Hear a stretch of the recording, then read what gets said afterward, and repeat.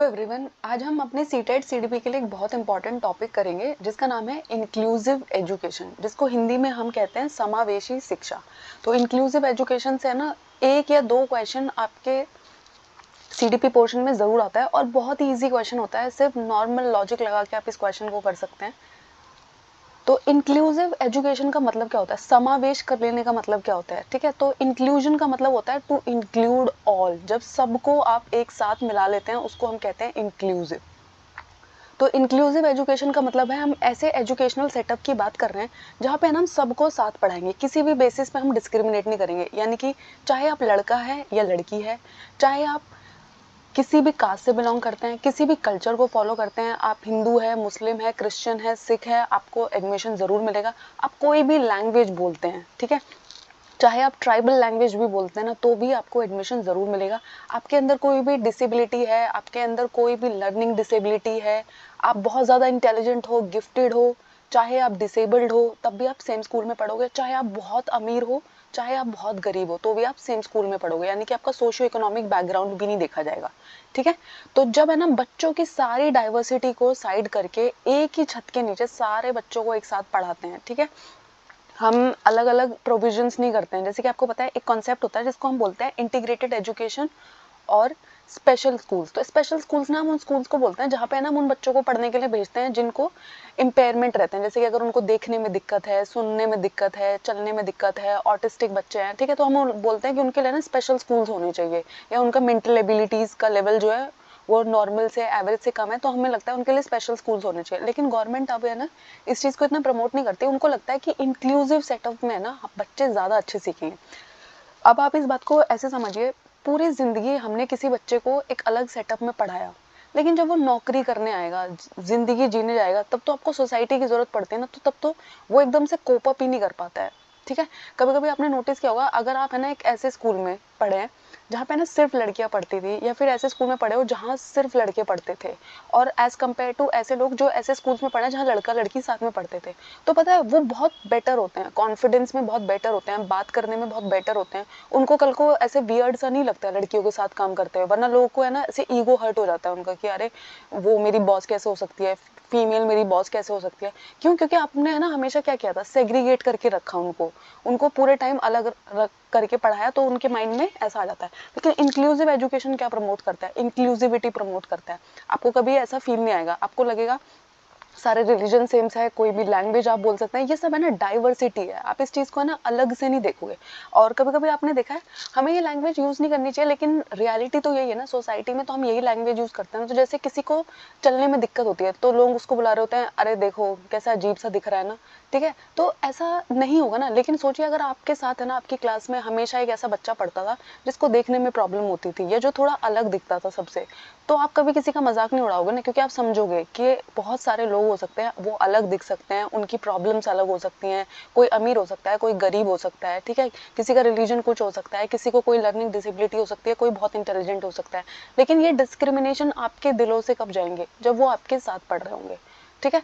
तो जैसे कि हमें ना ट्रांसजेंडर्स को बुलाते हैं, ठीक है, ट्रांसजेंडर्स को आजकल हमें ना एजुकेशन में चांस देने लगे हैं, जॉब्स में चांस देने लगे हैं, तो लोगों की थिंकिंग है ना पहले के मुकाबले बदलने लगी है, ठीक है। सबकी तो नहीं बदल गई है, लेकिन बहुत सारे लोगों की बदल गई है। क्यों? क्योंकि वो भी इंक्लूड करने का तरीका है, हम इंक्लूसिविटी फॉलो कर रहे हैं, ठीक है। तो जब आप है ना किसी भी डाइवर्सिटी को नहीं देखते हो और सबको एक छत के नीचे पढ़ाते हो, तो उसको हम बोलते हैं इंक्लूसिव एजुकेशन। उसके लिए अब इंक्लूसिव एजुकेशन देने के लिए हमने स्पेशल स्कूल्स बनाए हैं जिनका नाम क्या है, इंक्लूसिव स्कूल्स, ठीक है। तो ये इंक्लूसिव स्कूल्स क्या होता है, जहाँ पे ना एवरीवन इज वेलकम्ड, ठीक है। एवरीवन इज वेलकम्ड मतलब हर किसी का स्वागत है। ये नहीं देखा जाएगा कि आप बहुत अमीर है तो आपका एडमिशन स्कूल में होगा, आप बहुत गरीब है तो नहीं हो पाएगा, ऐसा कुछ नहीं होगा, ठीक है। तो हर किसी को बिना किसी डिस्क्रिमिनेशन के जिस स्कूल में एडमिशन मिल जाता है उसे हम बुलाते हैं इंक्लूसिव स्कूल। यहाँ पे ना कोई प्रेफरेंस नहीं मिलती है किसी को, ठीक है। उसके अलावा इंक्लूसिव स्कूल जो है ये अपोजिट हुए ना स्पेशल स्कूल के। स्पेशल स्कूल्स में हम सिर्फ उन बच्चों को पढ़ाते हैं जिनमें हमें लगता है कि उनको विजुअल इम्पेयरमेंट है, ऑटिस्टिक चाइल्ड है, चलने में दिक्कत है, वो बाकी बच्चों के साथ कोप अप कैसे कर पाएगा, वो उसकी लर्निंग स्पीड बहुत डिफरेंट होगी। तो अगर नॉर्मल बच्चों के साथ हम उसे पढ़ाएंगे तो बाकी सबकी स्पीड पे बहुत फर्क पड़ेगा, ठीक है। तो इंटीग्रेटेड स्कूल होते हैं जब है ना हम अलग अलग करके पढ़ाते हैं, ठीक है। स्पेशल स्कूल होते हैं जब हमें लगता है कि जिनको स्पेशल प्रॉब्लम्स है उनके लिए स्पेशल टाइप के स्कूल होने चाहिए। तो ये कैसा स्कूल है, ये कॉमन स्कूल है। कॉमन स्कूल है यानी कि यहाँ पे है ना सब पढ़ते हैं साथ में, common school for all, learning for all, ठीक है। उसके बाद एक टर्म आती है फर्स्ट जनरेशनल लर्नर। तो फर्स्ट जनरेशन लर्नर का भी यहाँ पर स्वागत है। तो फर्स्ट जनरेशन लर्नर का मतलब होता है एक ऐसा बच्चा जो पहली बार स्कूल जा रहा है, जिसके घर में जनरेशन टू जनरेशन कभी कोई स्कूल नहीं गया है, उसके अलावा कभी कोई स्कूल गया ही नहीं है। तो ऐसे बच्चे को है ना बहुत स्पेशल अटेंशन देनी पड़ती है आपको। क्यों? स्पेशल अटेंशन का मतलब है होता है वो पहली बार स्कूल आ रहा है, तो अगर पहली बार ही उसके साथ कुछ बुरा बर्ताव हुआ तो उसके घर में तो कोई उसे समझा भी नहीं पाएगा ना कि कोई बात नहीं, तो उसके घर वालों को भी लगेगा कि अच्छा स्कूल कोई अच्छी जगह नहीं है, अच्छा हुआ हम नहीं गए, ठीक है। तो ऐसे बच्चे को आपको क्या करना होता है, फर्स्ट जनरेशन लर्नर को ऐसा फील होना चाहिए कि स्कूल बहुत अच्छी जगह है, मेरे घर वाले नहीं गए, उन्हें भी जाना चाहिए था, ताकि उसकी जो नेक्स्ट आने वाली जनरेशन है वो भी स्कूल आए, उसके जो फेलो सिबलिंग्स है वो भी स्कूल आए। तो फर्स्ट जनरेशन लर्नर हम किसको बुलाते हैं। और ऐसे बच्चे के साथ क्या इशू आएगा ना, जैसे आप इसको कोई होमवर्क दोगे तो घर से तो कोई सपोर्ट ही इस बच्चे को नहीं मिल पाएगा, इसकी मम्मी पापा वो बिल्कुल भी होमवर्क नहीं पढ़ पाएंगे, कुछ नहीं देख पाएंगे। तो ऐसे बच्चे के पास है ना कम सपोर्ट अवेलेबल होता है, तो आपको बहुत ध्यान रखना होता है, ठीक है। तो फर्स्ट जनरेशन लर्नर हम उस बच्चे को बुलाते हैं जो पहली बार अपनी जनरेशन में, अपनी कई पीढ़ियों में पहली बार कोई स्कूल जा रहा है, तो वो है फर्स्ट जनरेशन लर्नर। देखो इसीलिए हम उसे कह रहे हैं ना फर्स्ट जनरेशन है लर्निंग की, जो सीखने जा रहा है, पढ़ने जा रहा है। तो ऐसा एजुकेशन सिस्टम जिसमें ना सारे बच्चों को पढ़ाया जाएगा, सारे बच्चों को सपोर्ट किया जाएगा, ठीक है। उनकी चाहे जो भी एबिलिटीज हो, चाहे उनकी जो भी स्ट्रेंथ हो, उनकी चाहे जो भी वीकनेस हो, ठीक है। तो ऐसे बच्चों के लिए हमें ना करिकुलम डिजाइन करेंगे, स्कूल बिल्डिंग्स डिजाइन करेंगे, प्ले एरिया डिजाइन करेंगे, ठीक है। और सारे बच्चों की अप्रोप्रिएटनेस का ध्यान रखा जाएगा। अब देखो अप्रोप्रिएटनेस का ध्यान रखा जाएगा का मतलब ये है, एक बच्चा है जिसको चलने में दिक्कत होती है, तो हम ट्राई करेंगे हमारे स्कूल में जो है लिफ्ट्स हो, ठीक है, या फिर हमने वो ट्रैक्स बनाए हो जिन पे ना आराम से उसे चढ़ने में इतनी दिक्कत नहीं हो। कुछ कुछ स्कूल होते हैं वो बिल्कुल भी इंक्लूसिव नहीं होते हैं, कुछ कुछ बिल्डिंग्स होती हैं जो बिल्कुल इंक्लूसिव नहीं होती है, ठीक है। वहाँ पे ना मतलब ये होता है सीढ़ी आपने एक ऑप्शन दिया है, ऐसे कैसे कर सकते हैं आप। हो सकता है ना कुछ लोगों को बहुत सारे हेल्थ इश्यूज हो, तो वो कैसे चढ़ेंगे सीढ़ियों पर डायरेक्टली, ठीक है। तो इंक्लूसिव एजुकेशन का मतलब होता है जब सब बच्चे साथ में सीखते हैं, सेम स्कूल में सीखते हैं, ठीक है, बिना किसी भेदभाव के सीखते हैं। इंक्लूसिव एजुकेशन में हमें किस चीज़ की ज़रूरत पड़ेगी, क्या क्या चाहिए हमें। नॉन डिस्क्रिमिनेशन चाहिए, किसी भी प्रकार का भेदभाव हम नहीं करेंगे, बच्चे का बेस्ट इंटरेस्ट देखा जाएगा। बेस्ट इंटरेस्ट का मतलब होता है जो मेरे बच्चे के लिए सबसे सही है ना, बच्चे के लिए सही इन द सेंस मेरा स्टूडेंट, ठीक है, मैं वही करूंगी, मैं वही डिसीजंस लूंगी, मेरा पूरा स्कूल वही डिसीजंस लेगा जो हमारे बच्चों को सिखाने के लिए सबसे अच्छा है। बच्चे के राइट सुने जाएंगे, ठीक है। आपको पता है चिल्ड्रन के भी बहुत सारे राइट होते हैं, ठीक है, लेकिन हम उन्हें कभी समझते ही नहीं है। बच्चों को बहुत इग्नोर किया जाता है, उनके राइट्स को बहुत इग्नोर किया जाता है, उन पे हो रही क्रूएल्टी को भी बहुत इग्नोर किया जाता है। लेकिन आजकल है ना गवर्नमेंट का बहुत फोकस होता है, ठीक है, चिल्ड्रन को बहुत सारे राइट्स दिए जाते हैं और बहुत सारे एनजीओज एंड ऑर्गेनाइजेशंस वर्क कर रहे होते हैं, ठीक है। तो जैसे यूनिसेफ भी है, यूएन भी है, वो सब है ना ऐसे बहुत सारे प्रोविजंस बनाते हैं कि आपको है ना बच्चों के बारे में ये सारी चीज़ें चेंज करनी होगी। इंक्लूसिव एजुकेशन भी उन्हीं का दिया हुआ कॉन्सेप्ट है, ठीक है। उन्होंने ही बोला कि इंक्लूसिव एजुकेशन, उसके अलावा आप है ना बच्चे को प्रोटेक्ट करेंगे, किसी भी तरीके के उसके साथ बुरा बर्ताव ना हो, कोई उसके साथ वायलेंस ना करे, कोई उसके साथ अब्यूज ना करे, किसी भी टाइप का अब्यूज, फिजिकल अब्यूज हो, वर्बल अब्यूज हो, ठीक है, यानी कि कोई उसके साथ बदतमीजी नहीं होनी चाहिए स्कूल में, ठीक है। उसे अपॉर्चुनिटी मिले कम्युनिटी के साथ है ना अपनी लाइफ को जीने का, बनाने का, कम्युनिटी के अंदर ही उसको चांस मिले, ठीक है। मोबिलिटी यानी कि वो मूव कर पाए, ठीक है, यानी कि एक जगह से दूसरी जगह जाए जाए तो उसमें भी उसे सपोर्ट मिल पाए। हेल्थ केयर होना चाहिए। अब हेल्थ केयर एक्सेसिबिलिटी की होनी चाहिए। आप देखोगे कुछ स्कूल होते हैं जहाँ पे ना डॉक्टर्स नर्सेज अवेलेबल होते हैं, कुछ स्कूल्स होते हैं जहाँ पे ये फैसिलिटीज बिल्कुल अवेलेबल नहीं होती, लेकिन होनी चाहिए ना। हो सकता है अचानक से किसी बच्चे की तबीयत खराब हो जाए। अब इंक्लूसिव एजुकेशन में तो हम ऐसे बच्चों को भी रख रहे हैं ना जिनको ऑटिस्टिक हो सकता है, जिनको डायबिटीज हो सकता है, जिनको अस्थमा हो सकता है, बहुत सारी अदर डिजीजेज इन बच्चों को हो सकती है। आजकल तो बच्चों में कैंसर भी देखने को मिलता है। तो अगर बच्चा स्कूल में पढ़ने आ रहा है, आप उसे पढ़ने का चांस तो नहीं छीन सकते ना, तो उसके लिए है ना हेल्थ केयर भी हमारा बेसिक राइट होता है, ठीक है। एजुकेशन और हेल्थ केयर वो दो चीज़ें होती हैं जो हर कंट्री को बहुत अच्छी क्वालिटी में प्रोवाइड करनी चाहिए, ठीक है, क्योंकि आपका पूरा फ्यूचर है ना इन पे डिपेंड करता है, ठीक है। तो ऐसे इस स्कूल में क्या होगा, हेल्थ केयर प्रोवाइड की जाएगी, हैबिटेशन एंड रिहैबिलिटेशन दिया जाएगा, यानी कि आपको ना वहाँ पे रहने की जगह भी दी जाएगी, ठीक है। अगर कोई दिक्कत हो रही है, बच्चे को कोई प्रॉब्लम फेस करनी पड़ रही है, तो उसमें भी उसकी हेल्प की जाएगी। अब देखो ये कुछ टर्म होते हैं ताकि आपको समझ में आ जाए कि इंक्लूजन का मीनिंग क्या है। तो एक्सक्लूजन का मतलब होता है जब आपने ना कुछ लोगों को बाहर ही छोड़ दिया। जैसे है ना पहले ट्रांसजेंडर्स के साथ हम क्या करते थे, उनको स्कूल में जाने का राइट ही नहीं होता था, ठीक है। या फिर जो बहुत ज़्यादा गरीब तबका होता था उनको भी स्कूल जाने का राइट ही नहीं होता, तो उसको हम क्या बोलते हैं, जब हम बहुत सारे बच्चों को बाहर छोड़ देते हैं, ठीक है। या फिर जिन बच्चों के साथ है ना स्पेशल दिक्कतें होती हैं उनको हमने बाहर छोड़ दिया, तो उसको हम बुलाते हैं एक्सक्लूजन। उसके बाद आता है एक दूसरा टर्म सेग्रीगेशन। तो सेग्रीगेशन में हम क्या करते हैं, इनको हमने इंक्लूड तो कर लिया लेकिन अलग से रखा है, एक अलग सेग्रीगेट करके पढ़ा, यानी कि बहुत सारे जिनको हम नॉर्मल कंसिडर करते हैं हमारी नॉर्मल लैंग्वेज में, उनको हम एक साथ पढ़ा रहे हैं, और जिनको हमने स्पेशल, यानी कि जैसे कि ट्रांसजेंडर्स है, स्पेशल चाइल्ड्स है, ठीक है, चिल्ड्रन विद स्पेशल नीड्स है, उन सबको हम पढ़ाते तो हैं लेकिन अलग से पढ़ाते हैं। देख रहे हो, एक अलग कलर का, ऑरेंज कलर का अलग बॉक्स मैंने उनको बना दिया है। उसके बाद आया इंटीग्रेशन, कि हमने ये तो बोल दिया कि इंटीग्रेटेड होगी, सेम स्कूल में पढ़ेगी, लेकिन इनकी क्लासेस ना अलग चलती थी। यानी कि क्या होता था, एक स्कूल में एक क्लास चल रही है जहाँ पे ना सारे नॉर्मल बच्चे पढ़ रहे हैं, जो सोसाइटी को लगता है नॉर्मल है, लेकिन ऐसा तो कुछ नहीं होता ना, सब बच्चे नॉर्मल ही होते हैं, ऐसी क्या बात है, ठीक है। और जो बच्चे हैं ना हैंडीकैप्ड है, ठीक है, लर्निंग डिसेबिलिटीज के साथ है, ट्रांसजेंडर्स है, उनको है ना एक अलग क्लासरूम में पढ़ाया जाता था। तो बच्चे को अच्छा फील होगा क्या ये चीज़ करके। लेकिन इंक्लूजन का मतलब क्या है, ठीक है, तो इंक्लूजन जो हमारा सबसे न्यू टर्म है, उसमें है ना हम सेम क्लास में पढ़ा रहे हैं इन सबको। देखो, चाहे ट्रांसजेंडर्स हो, चाहे रिच हो, चाहे पुअर हो, चाहे लड़का हो, चाहे लड़की हो, जब हम उन सब को साथ करके पढ़ाते हैं उसको हम बुलाते हैं इंक्लूजन। अगर आपको इन 4 टर्म्स में अच्छे से डिफरेंस मालूम होगा ना, इस पिक्चर को अगर आप अच्छे से फ्रेम कर लेंगे अपने माइंड में, तो कभी आपको डाउट नहीं आएगा कि इंटीग्रेशन का मतलब क्या होता है, सेग्रीगेशन का मतलब क्या होता है, इंक्लूजन का मतलब क्या होता है, एक्सक्लूजन का। एक्सक्लूड का मतलब आपने एक्सक्लूड ही कर दिया ना, आपने बाहर ही छोड़ दिया कुछ को। इंक्लूड का मतलब है आपने इंक्लूड कर लिया, सबको साथ रख लिया, ठीक है।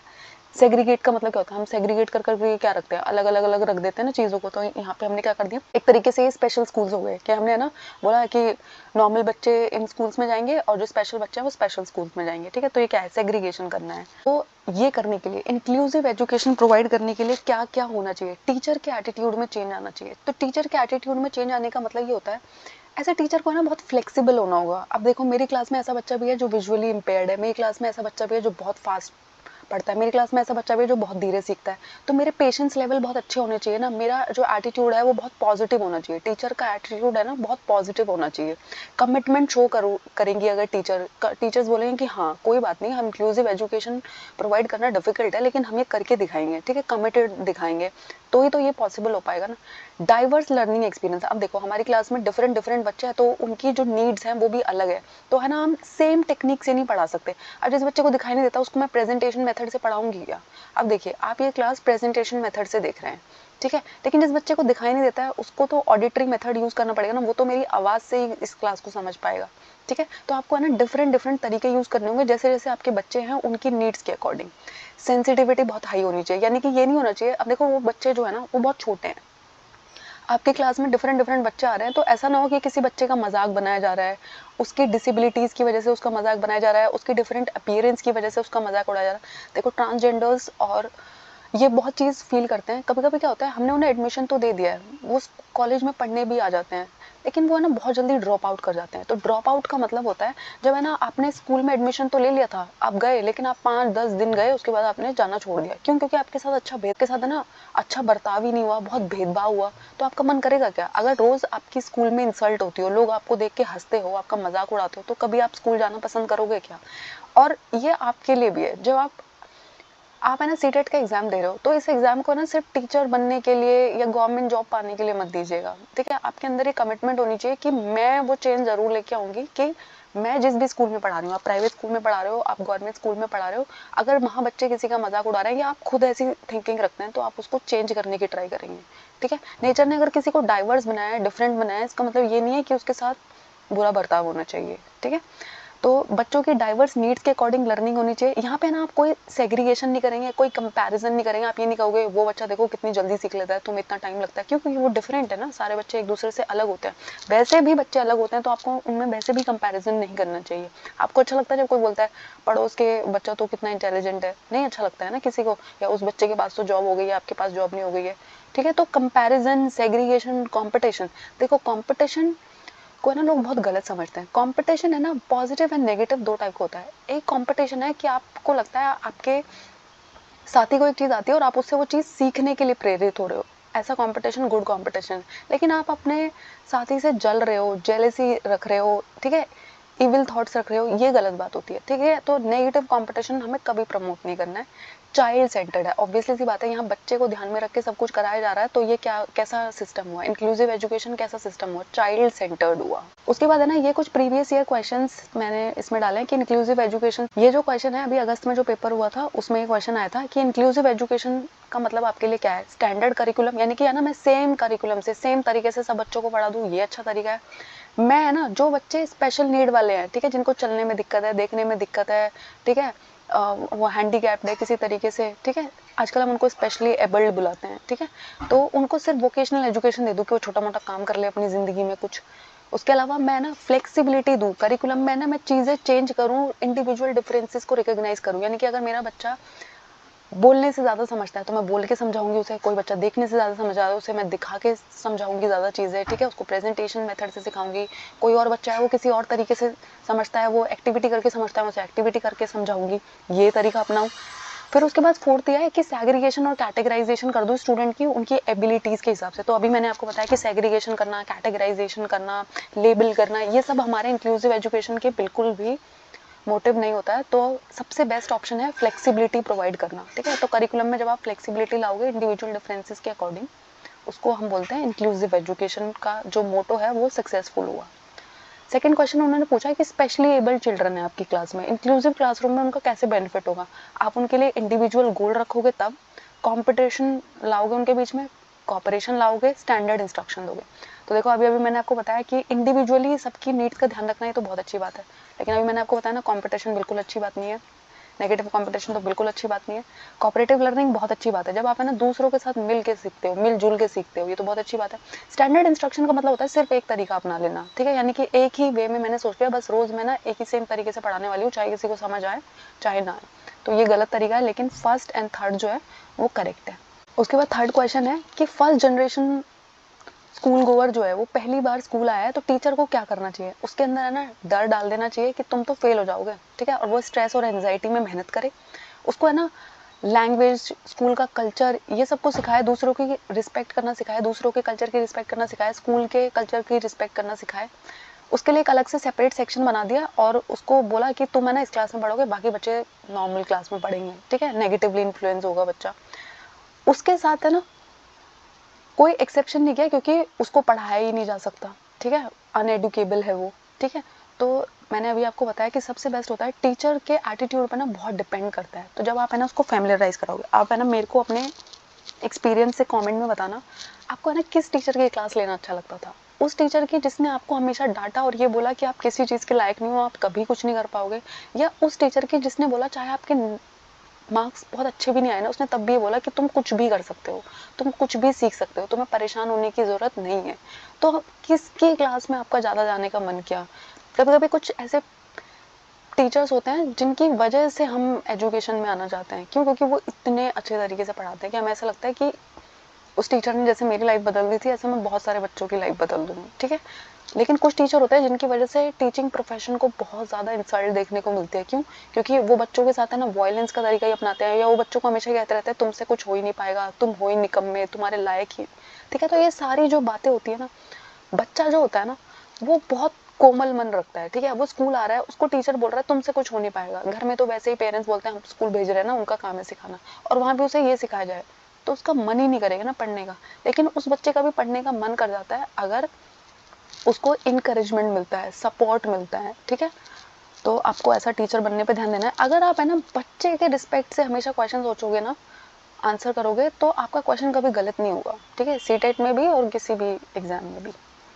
थैंक यू, आई होप आपको इसमें कोई डाउट नहीं है, ये टॉपिक बहुत इंपॉर्टेंट है, इससे क्वेश्चन ज़रूर आता है। तो मैंने बाकी की जो हमारी सीडीपी है वो प्लेलिस्ट में अपडेट कर रखी है, और बाकी के सीडीपी के टॉपिक्स में मैं बहुत जल्दी कराऊंगी। मुझे कमेंट्स में बताइएगा आपको नेक्स्ट कौन सा टॉपिक चाहिए।